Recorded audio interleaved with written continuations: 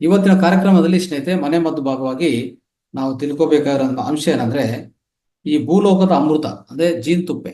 ಈ ಜೇನುತುಪ್ಪ ಅನ್ನೋದು ಸಹಜವಾಗಿ ಸಿಕ್ಕಿದ್ರೆ ಸೇವನೆ ಮಾಡಿ, ಇಲ್ಲಾಂದ್ರೆ ಅದು ತಗೊಂಡೋಗಿ ಹೋಗ್ಬಿಡಿ. ಓಕೆ, ಯಾವುದೇ ಹಿಂಸೆ ಮಾಡಿ ಆ ಜೇನುತುಪ್ಪೆ ತಗೊಂಡದು ಉತ್ತಮ ಅಲ್ಲ. ಓಕೆ, ಸಹಜವಾಗಿ ಜೇನುತುಪ್ಪ ಸಿಗುವಂತ ಅವಕಾಶ ಇದ್ರೆ ಜೀನುಗಳು ಅದನ್ನ ಬಿಟ್ಟು ಹೋದ್ರೆ ಅಂತ ಜೇನುತುಪ್ಪ ನಿಮ್ಗೆ ಲಭ್ಯವಾದ್ರೆ ದಯವಿಟ್ಟು ತಗೊಳ್ಳಿ, ಇಲ್ಲಾಂದ್ರೆ ಬೇಡ. ಆದ್ರೆ ಇದು ಏನೇನು ಅಂದ್ರೆ ಒಂಥರ ಭೂಲೋಕದ ಅಮೃತ ಅಂತ ಯಾಕೆ ಹೇಳ್ತಾರೆ ಅಂದ್ರೆ ಇದರಲ್ಲಿ ಎಲ್ಲ ಇದೆ ಅಂತ ಅರ್ಥ. ಈ ಜೇನುತುಪ್ಪ ಅನ್ನೋದು ಪ್ರಕೃತಿಯ ಒಂದು ದಿವ್ಯವಾದ ಪರಿಪೂರ್ಣ ಅಮೃತ ಸಮಾನ, ಇದು ಜೀವರಸ ಸ್ನೇಹಿತರೆ.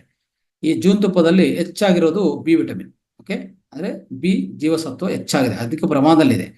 ಅದಕ್ಕೆ ಇದು ಹೇಳ್ಬೇಕಂದ್ರೆ ಈ ನಮ್ಮ ದೇಹಕ್ಕೆ ಬೇಕಾಗಿರುವಂತ ಪೌಷ್ಟಿಕಾಂಶಗಳು ಇದು ಯಾವುದಂದ್ರೆ ಕಬ್ಬಿನ ಹೆಚ್ಚಾಗಿ ಕೊಡ್ತದೆ. ಇದು ರಕ್ತದಲ್ಲಿ ಕೆಂಪು ರಕ್ತಗಳನ್ನ ಹೆಚ್ಚು ಬಲಿಸ್ತದೆ. ಹೇಳ್ಬೇಕಂದ್ರೆ ಶರೀರಕ್ಕೆ ಶಕ್ತಿಯನ್ನು ಕೊಡ್ತಾ ಇರ್ತದೆ.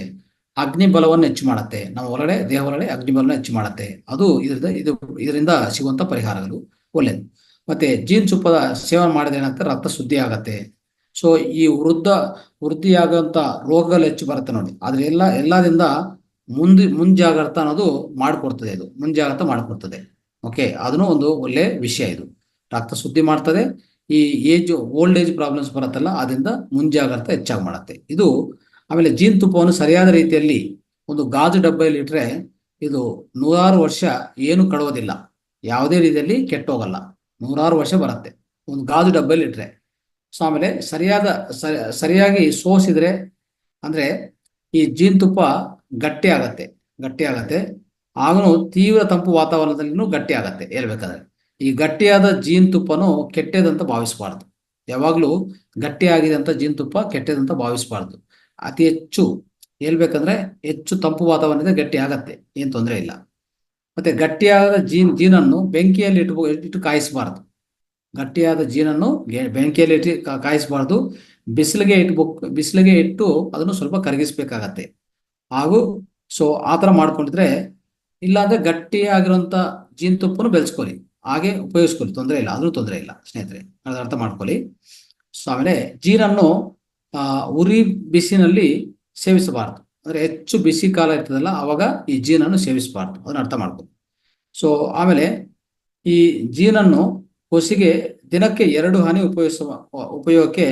ಉಪಯೋಗ ಮಾಡಬಹುದು. ಅಂದ್ರೆ ದಿನಕ್ಕೆ 2 ಹನಿ ಉಪಯೋಗಿಸಬಹುದು ಖಂಡಿತವಾಗಿ. ಬಾಲಕರಾದ್ರೆ ಮಕ್ಕಳಾದ್ರೆ ದಿನಕ್ಕೆ 1 ಚಮಚ ಜೀನ ಉಪಯೋಗಿಸಬಹುದು. ಆಮೇಲೆ ತರುಣರಾದ್ರೆ ಖಂಡಿತವಾಗಿ ದಿನಕ್ಕೆ 2 ಚಮಚ ಉಪಯೋಗಿಸಬಹುದು. ಪ್ರೌಢರು ಮತ್ತೆ ಉದ್ದು 2 ಚಮಚ ಉಪಯೋಗಿಸಬಹುದು. ಉದ್ದರು 2 ಚಮಚ. ಮಧ್ಯ ವಯಸ್ಸಿರಿದ್ರೆ ಖಂಡಿತವಾಗಿ 2 ಚಮಚ. ಬಾಲಕರಾದ್ರೆ ಒಂದು ಚಮಚ. ಇಷ್ಟು ಮಾತ್ರ ಉಪಯೋಗಿಸಬಹುದು ಸ್ನೇಹಿತರೆ. ಯಾವುದು ಈ ಜೇನುತುಪ್ಪನ ಈ ತರ ಉಪಯೋಗಿಸಿ.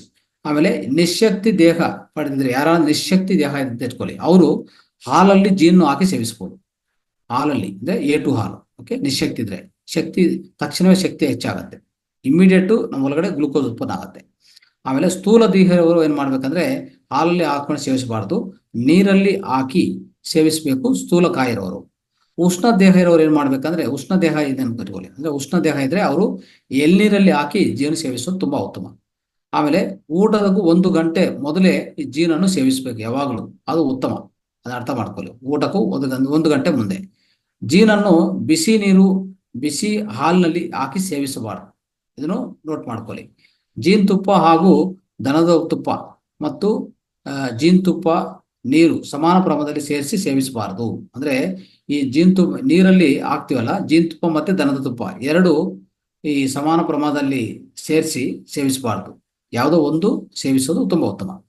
ಸೊ ಆದಷ್ಟು ಜೇನುತುಪ್ಪ ಅನ್ನೋದು ಉಪಯೋಗಿಸ್ಕೋಬಹುದು, ಅದು ಒಳ್ಳೆಯದೇ. ಆಮೇಲೆ ಗರ್ಭಿಣಿ ಹಾಗೂ ನಿಶಕ್ತರು ತಜ್ಞ ಸಲಹಾ ಪಾಟಿಸಬೇಕಾಗತ್ತೆ, ಅಳವಡಿಸ್ಬೇಕಾಗತ್ತೆ ಜೇನುತುಪ್ಪ ಉಪಯೋಗಿಸುವಾಗ. ಯಾವುದೇ ಅಂದ್ರೆ ತಜ್ಞರು ಅವ್ರನ್ನು ಕಾಂಟ್ಯಾಕ್ಟ್ ಮಾಡಿ ಗರ್ಭಿಣಿ ಸ್ತ್ರೀ ಎಷ್ಟು ಯೂಸ್ ಮಾಡಬೇಕು ಏನಂತ ತಿಳ್ಕೊಂಡು ಉಪಯೋಗಿಸಿ. ಓಕೆ, ಈ ಜೇನುತುಪ್ಪವನ್ನು ಪರೀಕ್ಷಿಸೋ ವಿಧಾನ ಹೇಗಿರ್ತದೆ ಅಂದ್ರೆ, ಇದು ಒಳ್ಳೇದಾ ಒರಿಜಿನಲ್ ಇಲ್ಲಾಂದ್ರೆ ಅದರಲ್ಲಿ ಏನಾದ್ರು ಡೂಪ್ಲಿಕೇಟಾ, ಅದರಲ್ಲಿ ನಿಜಾಂಶ ಇದೆಯಾ, ಒಳ್ಳೆ ಜೇನುತುಪ್ಪ ಅಲ್ಲ ಅಂತ ನಾವು ತಿಳ್ಕೊಳ್ಳೋಕೆ ಸ್ವಲ್ಪ ಪದ್ಧತಿಗಳಿದೆ. ಈ ಶುದ್ಧ ಜೀನನ್ನು ನಾಯಿ ಸೇವಿಸುದಿಲ್ಲ. ಶುದ್ಧ ಜೀನ ಆದ್ರೆ ಸ್ವಲ್ಪ ನಾಯಿ ಕೊಟ್ಟು ನೋಡಿ, ನಾಯಿ ಸೇವಿಸುದಿಲ್ಲ ಶುದ್ಧ ಜೀನ ಆದ್ರೆ. ಅಪರಿಶುದ್ಧ ಅಪರಿಶುದ್ಧ ಈ ಜೀನನ್ನೇ ಸೇವಿಸ್ತದೆ, ಯಾವುದು? ನಾಯಿ. ಆಮೇಲೆ ಹಾಲೆಯ ಮೇಲೆ ಹಾಕಿದರೆ ಅದು ಹಾಲಲ್ಲಿ ನೆನೆಯೋದಿಲ್ಲ. ಈ ಜೇನುತುಪ್ಪ ಹಾಲಲ್ಲಿ ಹಾಕಿದ್ರೆ ಹಾಲಲ್ಲಿ ನೆನೆಯೋದಿಲ್ಲ, ಅದು ಮೇಲೆ ತೇಲಿರ್ತಾ ಇರ್ತದೆ. ಆಮೇಲೆ ಜೀನ್ನಲ್ಲಿ ದೀಪದ ಕಡ್ಡಿ ಅದ್ದಿದರೆ ಅದನ್ನು ದೀಪಕ್ಕೆ ಹಿಡಿದ್ರೆ ಉರಿಯುತ್ತದೆ. ನೋಡಿ, ಒಳ್ಳೆ ಜೀನ್ ಆದ್ರೆ ದೀಪನು ಆ ದೀಪಕ್ಕೆ ಆ ದೀಪ ಕಡ್ಡಿ ಇದೆಯಲ್ಲ, ಅದರಲ್ಲಿ ಸ್ವಲ್ಪ ಅದ್ದಿದ ಮೇಲೆ ಅದನ್ನು ದೀಪಕ್ಕೆ ಹಚ್ಚಿದ್ರೆ ಅದು ಉರಿಯುತ್ತದೆ. ಅದನ್ನು ಅರ್ಥ ಮಾಡ್ಕೊ, ಅದು ಒಳ್ಳೆ ಜೇನುತುಪ್ಪ ಅಂತ ಹೇಳ್ಬೋದು. ಆಮೇಲೆ ಜೇನುತುಪ್ಪ ನೀರಿಗೆ ಹಾಕಿದ್ರೆ ತಾನಾಗಿಯೇ ಬೆರೋದಿಲ್ಲ. ಜೇನುತುಪ್ಪ ನೀರಿಗೆ ಹಾಕಿ ಅದು ಬೆರೋದಿಲ್ಲ. ಒಳ್ಳೆ ಜೇನುತುಪ್ಪ ಆದ್ರೆ ಅದು ಮತ್ತೆ ನಾವು ಬೆರೆಸ್ಬೇಕು, ಚೆನ್ನಾಗಿ ಮಿಕ್ಸ್ ಮಾಡ್ಬೇಕಾಗತ್ತೆ ಅಲ್ವಾ. ಆಮೇಲೆ ಜೀನಲ್ಲಿ ನೊನೆ ಕುಳಿತು ಹಾರಿ ಹಾರಿ ಹಾರಿ ಒಗಲಿಕ್ಕೆ ಆಗಿದೆ, ಒಗಲಿಕ್ಕೆ ಬಂದ್ರೆ ಅದೇನಾದ್ರೂ ಸತ್ತೋದ್ರೆ ಅದು ಶುದ್ಧ ಜೀನು ಅಲ್ಲ ಅಂತ ತಿಳಿಯಿರಿ. ಅಂದ್ರೆ ಏನಾಗುತ್ತೆ, ಯಾವುದೇ ಒಂದು ಆದ್ರೂ ಈ ಜೇನುತುಪ್ಪಲ್ಲಿ ಕೂತ್ಕೊಂಡ್ರಂತ ಯಾವುದೇ ಒಂದು ಹೇಳ್ಬೇಕಂದ್ರೆ ಸೊಳ್ಳೆಗಳಂತ ಇಟ್ಕೊಳ್ಳಿ, ಅದು ಜೇನುತುಪ್ಪಲ್ಲಿ ಕೂತ್ಕೊಂಡು ಅದು ಸತ್ತೋಗಿದ್ರೆ, ಯಾವುದೇ ರೀತಿಯಲ್ಲಿ ಸತ್ತೋದ್ರೆ ಅದು ಶುದ್ಧ ಜೇನುತುಪ್ಪ ಅಲ್ಲ ಅಂತ ತಿಳ್ಕೊಬೇಕಾಗತ್ತೆ.